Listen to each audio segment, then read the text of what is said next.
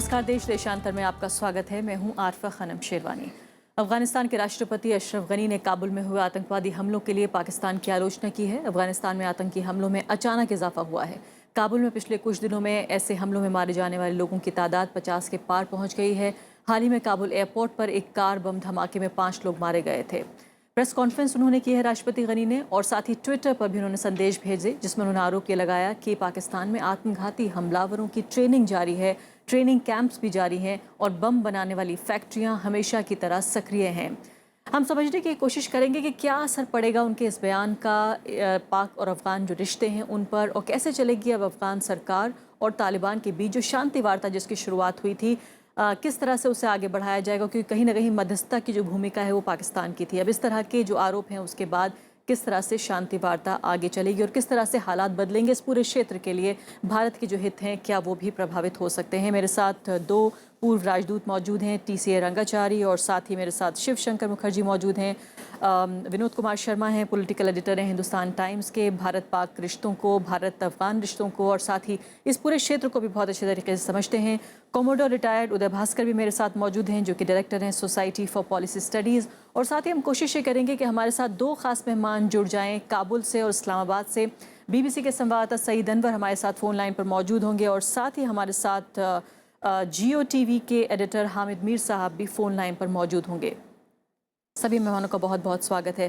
सबसे पहले रंगाचारी जी, आपके साथ मैं शुरुआत करती हूँ कि जिस तरह से एक पूरी सीरीज़ ट्विटर पर मैसेजेस की मैंने देखी, और प्रेस कॉन्फ्रेंस तो खैर हुई, लेकिन वो चाहते थे कि ये इंटरनेशनल कम्युनिटी तक ठीक से पहुँचे। ये बात जो कह रहे हैं राष्ट्रपति गनी, इस वक्त उनके ये कहने का मतलब क्या इस बात से है कि वो बहुत आहत हैं, या आपको लगता है कि ये एक फाइनल एनालिसिस है अफगान सरकार का कि पाकिस्तान इन हमलों को करा रहा है? देखिए, मैं दो चीज़ें कहना चाहूँगा इस सिलसिले में। सबसे पहले तो ये है कि कल जो इन्होंने प्रेस कॉन्फ्रेंस किया और जो इन्होंने अपना बयान दिया, उसमें एक चीज़ जो इन्होंने कही है, वो कहा है कि जो हमारे ताल्लुकात पाकिस्तान के साथ, मतलब अफ़गानिस्तान के जो ताल्लुकात पाकिस्तान के साथ हैं, वो हमारे राष्ट्र हित पे निर्भर है। जहाँ तक कि हमारे राष्ट्र हित का मकसद पूरा होता है तो ये रिश्ते जो हैं अच्छे होंगे, कायम रहेंगे, अच्छे दुरुस्त रहेंगे। और इसमें सबसे ज़्यादा सर्वोच्च जो चीज़ है वो ये है कि हमारे आवाम की सुरक्षा और समृद्धि। मैं समझता हूँ कि हिंदुस्तान में भी हमें इस चीज़ पे ध्यान देना चाहिए। अगर हम समझते हैं कि जो अशरफ गनी साहब कह रहे हैं ये सही है, तो हमें भी इस चीज़ को सोचना चाहिए कि क्या हम जो डायलॉग की बात करते हैं, बातचीत के दौर की बात करते हैं, वो जिस तरह से आतंकवाद वगैरह हमारी साथ साथ चल रहा समस्याओं पे हम आ सकते हैं, लेकिन पहले शुरुआती दौर में हम ये इस बात को का आकलन कर लें कि इसके क्या मायने हैं उनके स्टेटमेंट दूसरी के। चीज़ जो है, मैं समझता हूँ, हालांकि उन्होंने आगाह ज़रूर किया है पाकिस्तान को और एक तरह से चेतावनी भी दी है जी। लेकिन उसमें उन्होंने कोई ऐसा संकेत नहीं दिया है कि वो जो पिछले 1 साल से जब से वो राष्ट्रपति बने हैं, जिस तरह की नीति उन्होंने अपनाई है कि पाकिस्तान पे एक तरफ निर्भरता और दूसरी तरफ तालिबान से समझौता, कि इस नीति पे कोई अभी परिवर्तन होने वाला है। उन्होंने कहा है कि यानी कि पिछले 1 साल के दौरान आप ये समझ पाए हैं कि ये उनकी नीति है कि किस तरह से आतंकवाद के मसले को सुलझाने के लिए पाकिस्तान पे वो निर्भर रहेंगे और तालिबान से बात करते ये रहेंगे। उन्होंने खुद ही कहा है।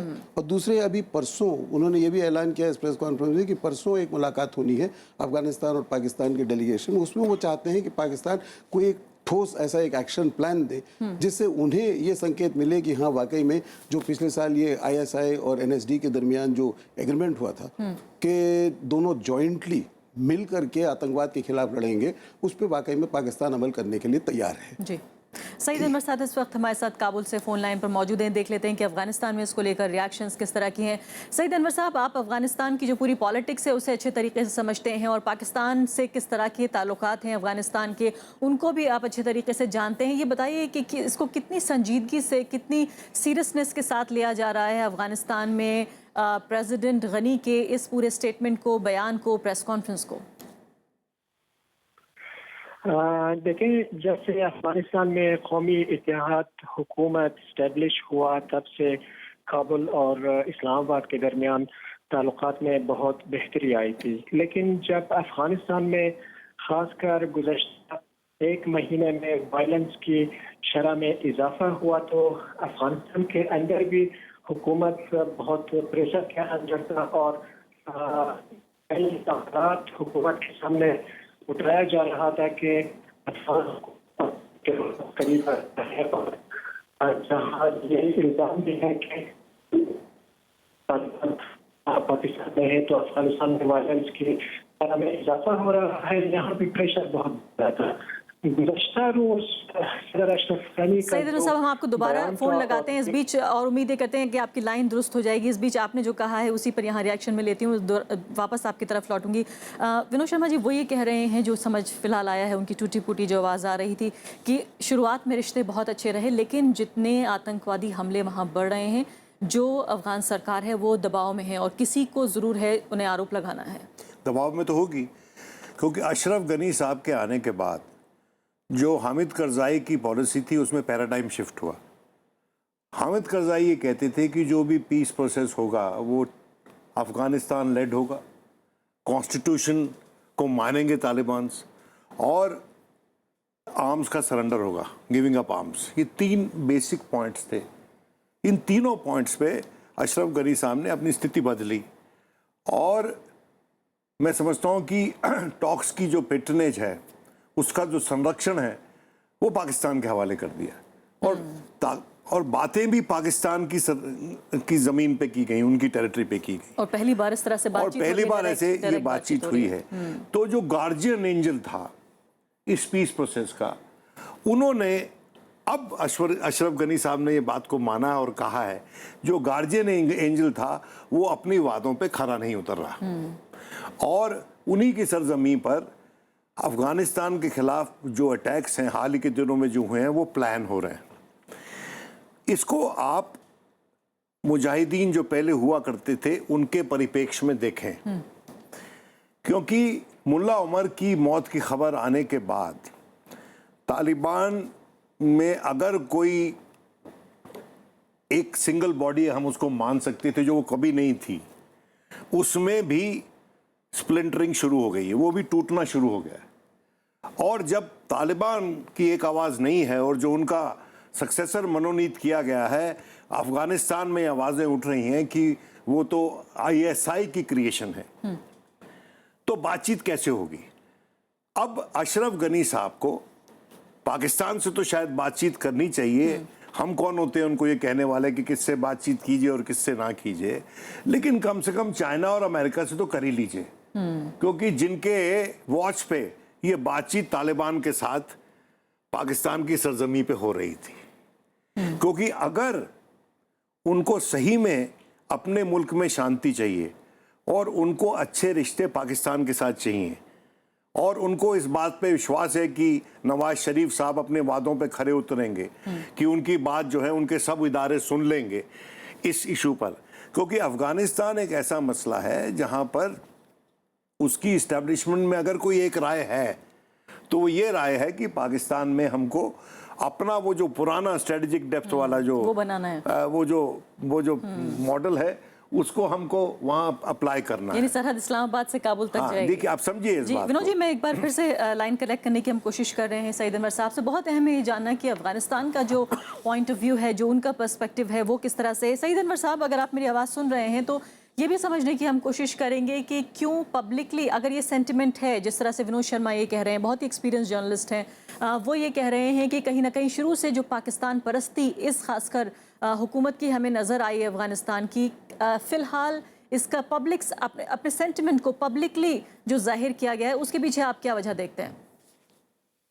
हाँ, एक तो मैं ये इशारा करना चाहूँगा कि कल आपने तवज्जो की होगी जब सदर अशरफ गनी बात कर रहे थे तो अफगानिस्तान के सिक्योरिटी सेक्टर के तमाम आला एहलकार वहाँ मौजूद थे, और उस पर तकरीबन 2 घंटे पहले चीफ एग्जीक्यूटिव अब्दुल्ला ने भी आकर पाकिस्तान पर इल्ज़ाम आयद किया कि पाकिस्तान मुखलिसाना तौर पर अफगानिस्तान में अमन और पीस प्रोसेस के हवाले से कोई भी कदम नहीं उठाया है। तो बज़ाहिर कल पूरी हुकूमत में एक यूनिटी नज़र आ रहा था पाकिस्तान के हवाले से, जो बात या जो नज़रिया अफगान हुकूमत ने ताज़ा पेश किया है।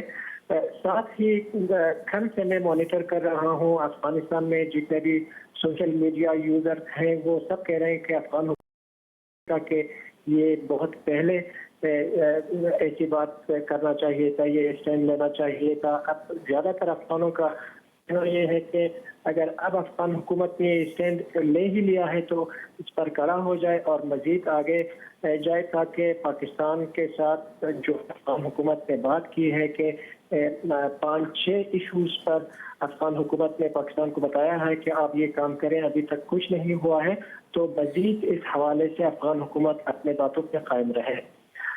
एक बात ये भी है कि आने वाले टेस्ट को एक अफगान डेलीगेशन इस्लामाबाद जाएगा। सदर अशरफ गनी का कहना यह था कि ये डेलीगेशन पाकिस्तान के साथ बात करेगा कि जिन मसाइल पर अफगान हुकूमत का डिमांड है उस पर वो अमल शुरू करे और इक़दाम शुरू करे। अगर इक़दाम नहीं होंगे, बज़ाहिर यूँ मालूम होता है कि अफगान हुकूमत आने वाले महीनों में मजीद कुछ नए इक़दाम या डिसीजन लेंगे। जी मैं वापस आऊँगी आपकी तरफ। शिव शंकर मुखर्जी, ये बताइए कि कैसे आप इस पूरे हालात को एनालाइज करते हैं। वो ये कह रहे हैं कि हम जानते हैं कि अफ़गान सोसाइटी पॉलिटिक्स कितना बटी है, और ख़ासकर जब पाकिस्तान अगर सेंटर में है तो जाहिर है अलग अलग तरीके से हम जानते हैं उनकी लॉयल्टीज़ अलग अलग नेताओं की।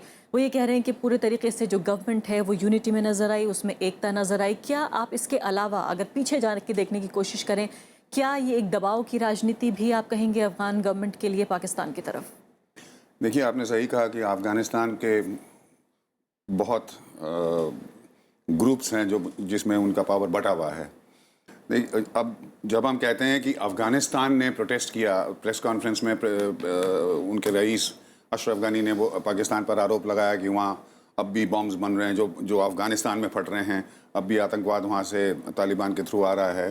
तो ये पूरा अफ़गानिस्तान नहीं बोल रहा है। ये सच है कि वहाँ वो इलेक्टेड प्रेसिडेंट हैं, लेकिन जो अफ़गानिस्तान में जो सरकार है वो काबुल और इधर उधर कुछ ज़मीन पर उनका कब्ज़ा है, बाकी अफ़गानिस्तान में उनकी बात नहीं चलती। और पाकिस्तान का मैं थोड़ा हेजिटेट करता हूँ कुछ प्रिडिक्शन करने का, क्योंकि बहुत ही कॉम्प्लिकेटेड मामला है। आपने बोला पीछे अगर झांक के देखें तो यूनाइटेड स्टेट्स जो वहाँ मेजर प्लेयर है, यूनाइटेड स्टेट्स ने जब हमला किया अफ़गानिस्तान पे तालिबान को ख़त्म करने के लिए, तो उस समय यूनाइटेड स्टेट्स ने पाकिस्तान का सहारा लिया। आज तक भी जब भी भारतवर्ष में बात चलती है कि भाई यूएस प्रेशर क्यों नहीं डाल रहा पाकिस्तान पे टेररिज्म के ऊपर, तो जवाब आता है एनालिस्ट से कि देखो Pakistan, US needs Pakistan, withdrawal के लिए भी पाकिस्तान का सहायता चाहिए। और वही पाकिस्तान जिस यूएस जिसकी सहारा ले रहा है, वही पाकिस्तान तालिबान का क्रिएटर है, और उसी की हम बात कर रहे हैं आज की तालिबान के ज़रिए अफ़गानिस्तान में डिस्टेबलाइजेशन फैला रहा है। तो मामला बहुत कॉम्प्लिकेटेड है। मैं सिर्फ इंडिया के तरफ से देख रहा हूँ, अभी जो पीस टॉक्स चल रहे हैं उसमें इंडिया का हाथ नहीं है। लेकिन पहले इसको लोकली एनालाइज करने की कोशिश करते हैं। भारत, अफ़गानिस्तान और पाकिस्तान बहुत ही डेंजरस सिचुएशन है, क्योंकि एक बार जब टोटल विड्रॉल हो जाए, कुछ हज़ार जो ट्रेनिंग के लिए नेटो के ट्रूप्स रहेंगे उसका कोई माने नहीं रहता। नहीं, आप शांति वार्ता के बारे में बताइए कि चूंकि कहीं ना कहीं जो आप ये कह रहे हैं भारत का हित भी इसमें है ही, कि जो शांति वार्ता है इस तरह के डिस्ट्रस्ट के माहौल में जहां जो मध्यस्थता कर रहा है उसी पे विश्वास नहीं है। देखिए, डिस्ट्रस्ट दोनों तरफ से, मेरा जो डिस्ट्रस्ट है वो पाकिस्तान के ऊपर है। पाकिस्तान अपना इरादा अफगानिस्तान पे अपने प्रॉक्सीज के थ्रू कंट्रोल करने का इरादा जो है वो नहीं बदलेगा। ये मेरे लिए इट्स अ गिवन। तो उसे आप स्ट्रेटेजिक डेप्थ कहिए या कुछ भी कहिए, जो जार्गन होता है, द पॉइंट इज अफगानिस्तान में पाकिस्तान का जो अगर डोमिनेशन रहा तो भारतवर्ष के लिए खतरा है, क्योंकि पाकिस्तान गेट स्ट्रेंथन्ड। उनका एबिलिटी, उनका जो नंबर 1 एजेंडा है कि भारतवर्ष को मैक्सिमम नुकसान पहुंचाया जाए जिस किसी भी तरह है, वो थोड़ा उसमें ऑक्सीजन मिलता है उनको। इसलिए, और दूसरी बात ये, इसलिए हमारे लिए तो खतरा है ही अगर अफगानिस्तान बिल्कुल डिस्टेबलाइज हो जाए। दूसरी बात यह है कि अगर आपने हिरनमय करलेकर की किताब पढ़ी है, जो फंडामेंटलिस्ट एलिमेंट्स आर्मी में भी बढ़ रहे हैं पाकिस्तान में, उन्होंने कहा था एक बार कि हमें ये नहीं घबराना चाहिए कि काबुल पे इस्लामाबाद का डोमिनेशन चलेगा, हमें ये घबराना चाहिए कि इस्लामाबाद पर काबुल का कहीं डोमिनेशन ना आ जाए, तालिबानाइज पूरा ना हो जाए पाकिस्तान, उल्टा ना हो जाए। तो एक तो हम जो पीस प्रोसेस चल रहा है अफगानिस्तान में, वो चीन, यूएस, अफगानिस्तान और पाकिस्तान के बीच, उसमें हम नहीं हैं। जी, ठीक है। मैं वापस आती हूँ एमएसडब्ल्यू मुखर्जी आपकी तरफ। उदय भास्कर जी भी देर से इंतजार कर रहे हैं। उदय भास्कर जी, ये बताइए कि पहली बात तो आप कितना इस बात को मानते हैं, कितना संजीदगी से इस बात को लेते हैं? राष्ट्रपति गनी जब ये कहते हैं कि ये अनडिक्लेयर्ड वॉर है पाकिस्तान की हमारे ऊपर, या एक तरह से आतंकवाद के जरिए प्रॉक्सी वॉर है, कहीं ना कहीं भारत जैसा लगता है सुनने में, वैसा भारत पाकिस्तान के लिए कहता रहा है। दूसरी बात, जो अफगानी राष्ट्रपति हैं उन्होंने अगर सईद अनवर की भाषा में कहें तो उन्होंने पहली बार ये स्टैंड लिया है अपने पूरे अब तक के कार्यकाल में। इस स्टैंड लेने को आप किस तरह से एनालाइज करेंगे? जिस प्रकार से अशरफ गनी साहब ने अभी प्रेस कॉन्फ्रेंस किया है और जो उन्होंने ट्विटर में कहा, मैं इसको काफ़ी अहम मानता हूं, क्योंकि जैसे पहले मेरे बाकी सहयोगी पैनलिस्ट ने बताया है कि अशरफ गनी साहब हुकूमत में आने के तुरंत बाद उन्होंने पाकिस्तान के साथ जो भागीदारी है उसको बढ़ाने की काफ़ी उन्होंने प्रयास किया है। और उनका सबसे बड़ा पहल आपको याद होगा, जब वो पाकिस्तान पहली बार औपचारिक यात्रा पे जो गए थे, सबसे पहले वो गए रावलपिंडी में और मिले वहाँ पे जनरल राहील शरीफ साहब से, जो पाकिस्तान फ़ौज के अध्यक्ष हैं। और उसी के बाद वो गए थे इस्लामाबाद और पाकिस्तान के राजनीतिक जो प्रधानमंत्री महोदय हैं नवाज शरीफ साहब से मिलने गए। तो इससे संकेत मिल रहा था कि वो किस प्रकार से अपनी पाकिस्तान पॉलिसी को आगे बढ़ाना चाहते थे।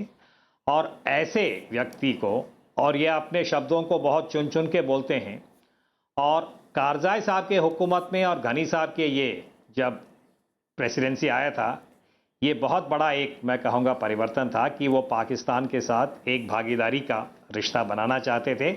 जबकि अफ़गानिस्तान के अंदर बड़े सारे जानकार, उन्होंने पब्लिकली यही कहा था, जो कि गनी साहब ने कल प्रेस कॉन्फ्रेंस में कहा कि बुनियादी जो पाकिस्तान की नीति है अफ़गानिस्तान के संदर्भ में, जो प्रॉक्सीज को सपोर्ट करना, दहशतगर्दी को समर्थन देना, हक्कानी नेटवर्क जैसे जो गुट है, इस प्रकार का जो धारणा थी, गनी साहब उससे हट गए थे। परंतु जिस प्रकार से उन्होंने कल प्रेस कॉन्फ्रेंस में भी जो शब्दकोश का प्रयोग किया था, जो ट्वीट किया था, मैं इसको अहम मानता हूं कि उन्होंने एक प्रकार से रावलपिंडी को नोटिस दिया है, चेतावनी दिया है कि अभी हम काबुल में जो हुआ है हादसा, उसको हम पेशावर का तुलना करते हैं, जो पाकिस्तान के लिए पेशावर का जो स्कूल में हुआ था। और उन्होंने जिम्मेदारी वापस रावलपिंडी पे डाला है कि क्या अगर आपके ऊपर इस प्रकार का हमला होता और ये हमलावर या टेररिस्ट अफगानिस्तान में उनको समर्थन अगर मिल रहा होता तो आप क्या करते। तो मैं भारत के साथ तुरंत तुलना नहीं करना चाहता हूं, क्योंकि आपने कहा उसके बारे में हम बाद में बातचीत करेंगे। पर शायद इसमें मुख्य बिंदु यही है, जो कि विनोद साहब भी इशारा दे रहे थे, कि जितना लचीलापन या फ्लेक्सिबिलिटी गनी साहब ने अपने पाकिस्तान पॉलिसी में लाने की कोशिश किया है, वो शायद उसी पटरी पे वापस जा रहा है जो कि कारजाई साहब के हुकूमत के अंत में था। और एक और बात मैं जोड़ना चाहता हूं अरफा जी, कि इस साल मार्च में अफगानिस्तान पूर्व जो इंटीरियर मिनिस्टर थे मोहम्मद उमेर दाऊदजाई, उन्होंने एक पब्लिक आर्टिकल में कहा था कि गनी साहब जिस प्रकार से पाकिस्तान के साथ हाथ बढ़ा रहे हैं जी, ये भारी गलती है। बिल्कुल, क्योंकि उन्होंने पाकिस्तान के आईएसआई के साथ अफगानिस्तान के इंटेलिजेंस सर्विसेज का कोऑपरेशन की उन्होंने बात की। बिल्कुल, अफगानिस्तान के कैडेट्स को उन्होंने पाकिस्तान भेजा था ट्रेनिंग के लिए। उस वक्त दाऊदजाई साहब ने एक प्रकार से चेतावनी दी और वो सब अभी एक प्रकार से सही होता लग रहा है। जी हाँ, अम्बेसडर रंगचारी, मैं पढ़ रही थी ट्विटर पे ही, एक बड़ा माध्यम बन गया है पूरी दुनिया से संदेश देखने का, किस तरह से लोग रिएक्ट कर रहे हैं। कुछ पाकिस्तानी पत्रकार मजाक उड़ाते हुए, हंसते हुए कह रहे थे कि काबुल के जो मेयर चुने गए हैं, राष्ट्रपति साहब को कह रहे थे, शायद उनका मकसद कहने का ये था कि इतनी कम छोटी टेरिटरी उनके हिस्से में आती है, उन्हें ये रियलाइजेशन शायद हो गया है कि पाकिस्तान कितना अहम है। क्या इसको वाकई ये माना जाए, जिस तरह से मैं कह रही थी कि ये दबाव बनाने के लिए ऐसा कर रहे हैं, या घरेलू प्रेशर है राजनीति का उनके ऊपर, या वाकई उनको एक तरह से कहा जाए कि इस बात का एहसास हो गया है जो विनोद शर्मा यहाँ पर कह रहे हैं कि जो कर्जई नीति थी उस पर वापस लौटना पड़ेगा, पाकिस्तान परस्ती से काम नहीं चलेगा? देखिए, ये चीज़ जो है, घटनाएं जो हुई हैं, आतंकवादी घटनाएं जो हुई हैं, ये अप्रत्याशित नहीं होनी चाहिए थी। क्योंकि अगर हम, जिस तरह से आप पहले कह रही थी कि थोड़ा हम अगर पीछे देखें कि क्या है, इसकी पृष्ठभूमि क्या है, अगर तालिबान वाकई में संजीदगी के साथ में इन मुज़ाकरात वगैरह में शामिल हो जाता है और उसके नतीजे से अगर कुछ निकल भी पाता है तो ये तो तालिबान के लिए आत्महत्या, खुदकशी करने वाली बात है, क्योंकि तालिबान का मकसद पहले से ये रहा है कि ये जो संविधान बना है अफगानिस्तान में उसको वो मान्यता ना दे। दूसरी चीज ये है, साहब की हमेशा ये दलील रही कि आप वापस आइए, संविधान की छात्र के अंदर आइए। बिल्कुल बिल्कुल। दूसरी चीज ये है कि अगर वो सत्ता के लिए शामिल हो जाते हैं इस सरकार में तो उन्हें जो अपना अस्तित्व है उसको तकरीबन खत्म कर देना होगा, खो देना होगा। अब अभी बात ये भी निकली थी कि तालिबान के भी अलग गुट हैं, मौलाना मंसूर जो हैं वो एक तरफ हैं, दूसरी तरफ जो मौलाना उमर थे उनके साहबजादे जो हैं याकूब साहब, पता नहीं कि वो अभी ज़िंदा हैं कि नहीं, क्योंकि एक खबर ये भी आई है कि वो कब जिंदा नहीं है।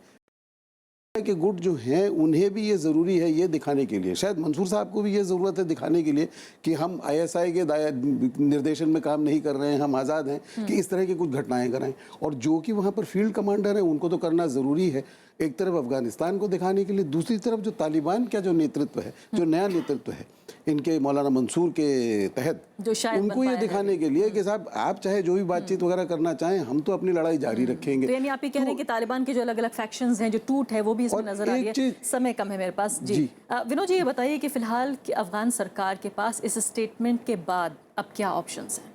मैंने बड़ा क्लियरली बताया आपको कि ये जो पूरी टॉक्स है इसकी टेबल जो वहाँ बिछाई गई है ये प्रोडिंग पे बिछाई गई है चाइना और अमेरिका के। चाइना और अमेरिका का क्या व्यू है आज की स्थिति पे? मुझे तो वो मुजाहिदीन वाला मंजर याद आ रहा है जहाँ पर Hikmatyar used to be the blue eyed boy of the ISI, उसी तरह मौलाना मंसूर कल के हिकमतयार हो सकते हैं। इसमें मैं बिल्कुल भी आश्चर्यचकित नहीं होऊंगा अगर तालिबान के जो छोटे छोटे गुट हैं वो अलग हो जाते हैं और वो जो मुजाहिदीन पहले तालिबान के आने से पहले मुजाहिदीन वहाँ पर जो अपने अपने छोटे छोटे सरमाए बना के बैठे हुए थे वैसे दोबारा वहाँ पर काबिज हो जाएं अफगानिस्तान के अंदर जाकर। और उस स्थिति में अशरफ गनी साहब की क्या पोजीशन होगी, और उस स्थिति में तहरीक तालिबान पाकिस्तान जो कि तालिबान है लेकिन पाकिस्तान के भीतर सक्रिय है, जो अलकायदा के वहाँ फैक्शंस हैं और जो बातें आजकल हो रही हैं कि इस्लामिक स्टेट का फुटप्रिंट भी उस इलाके में बनता जा रहा है, तो मुझे तो ये एक मोलोटोव कॉकटेल नजर आ रही है। ये कभी भी किसी के मुंह पे जाके फट सकती है और इसमें बहुत ही कॉशियसली अशरफ गनी साहब को चलना पड़ेगा। और इसमें जो पूरी इसकी जो सेनापति बना दिया गया इस टॉक्स का पाकिस्तान को, इसके बारे में चीन और सोचना पड़ेगा, यूनाइटेड स्टेट्स को विचार करना पड़ेगा। पेशावर से हमारे साथ रहीमुल्लाह यूसुफजई साहब मौजूद हैं, हालांकि समय बहुत कम बचा है, आखिरी सवाल उनसे पूछ लेते हैं, देर हो गई है उन तक पहुंचने में। रहीमुल्लाह यूसुफजई साहब ये बताइए कि बहुत देर से हम यहाँ पर चर्चा कर रहे हैं, डिस्कशन कर रहे हैं, लेकिन पाकिस्तान में जो अफगानी प्रेसिडेंट हैं उनके बयान को किस तरह से लिया जा रहा है? पाकिस्तान के एक तो फॉरेन ऑफिस ने काफ़ी उसके ऊपर बुरा मनाया है और उनके ऊपर कहा है कि ये सही बात नहीं है, पाकिस्तान बहुत ताउन कर रहा है। तो उन्होंने इसका एक जवाब दे दिया है पाकिस्तान की फॉरेन ऑफिस ने। मीडिया में काफ़ी इसका चर्चा है, काफ़ी इसके ऊपर तनकीद हुई है कि देखें पाकिस्तान की मजबूरियाँ हैं और अशरफ गनी साहब को समझना चाहिए कि पाकिस्तान क्या कर सकता है, क्या नहीं कर सकता। और आप क्या समझते हैं? काफ़ी मैं तो समझता हूँ कि जी अशरफ गनी की भी मजबूरियाँ हैं, वो अगर पाकिस्तान के ऊपर तनकीद नहीं करेंगे तो अफगानिस्तान में उनकी मुखालफत बढ़ेगी और उनसे कहा जाएगा कि आपने पाकिस्तान को लीडिंग रोल दिया, पाकिस्तान में कोई आपसे ताउन नहीं किया, मसला तो ख़त्म नहीं हुआ, बातचीत भी ख़त्म हो गई।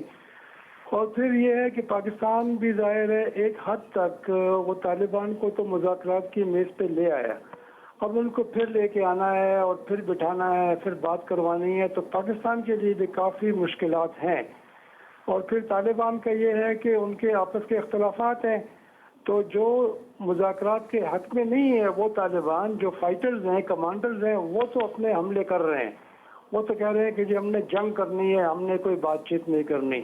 तो ये जो नए अमीर बने हैं मुल्ला मंसूर, उनके लिए भी काफ़ी एक चैलेंज है और अभी तक उनके इख्तलाफात दूर नहीं हुए, वो चल रहे हैं। और जो रिश्ते हैं पाकिस्तान के अफगानिस्तान के, किस तरह का असर पड़ेगा आपको लगता है? ये पीस टॉक्स कहीं जाएंगे? पीस टॉक्स को भी फिर से शुरू करना है। पीस टॉक्स तो तकरीबन डीरेल हो गई मुल्ला उमर के मरने की खबर आई, फिर तालिबान में इख्तलाफात पैदा हुए। मेरे ख्याल में जब तक तालिबान अपने घर को ठीक नहीं करेंगे तो वो कैसे बात करेंगे। पहले वो अपने इख्तलाफात को दूर करेंगे, फिर बातचीत होगी। बातचीत अगर तालिबान करेंगे, कुछ देंगे, कुछ लेंगे, तो फिर उनकी सफ़ों में मज़ीद इंतशार पैदा होगा। काफ़ी तालिबान जो है, ख़ासतौर पे जो फाइटर्स हैं, वो मुज़ाकरात के हक़ में नहीं है। मेरे ख्याल में मुज़ाकरात में कोई ब्रेक थ्रू करना बड़ा मुश्किल होगा। जी, बहुत बहुत शुक्रिया आपका रहीमुल्लाह यूसुफ़ज़ई साहब। और इसी के साथ समय भी समाप्त हो गया। हम चाहते थे कि आप जैसा जो विद्वान है वो थोड़ा और अपना राय देता है इस बारे में, और ख़ास करके आप अफ़गानिस्तान और पाकिस्तान दोनों को ही अच्छे तरीके से समझते हैं, लेकिन साफ तौर पर उनकी बातों से काफ़ी निराशा झलक रही है कि जिस तरह की टूटन फ़िलहाल तालिबान में नज़र आ रही है, उससे लगता नहीं है कि जो पूरा जो शांति वार्ता पहली बार अफ़गान सरकार और तालिबान की को आमने सामने बिठाकर चली थी वो कहीं पहुँच रही है। और साथ साथ इसके साथ भारत की चिंताएँ भी अपने आप में गंभीर हो चली हैं। सभी मेहमानों का बहुत बहुत शुक्रिया। नमस्कार।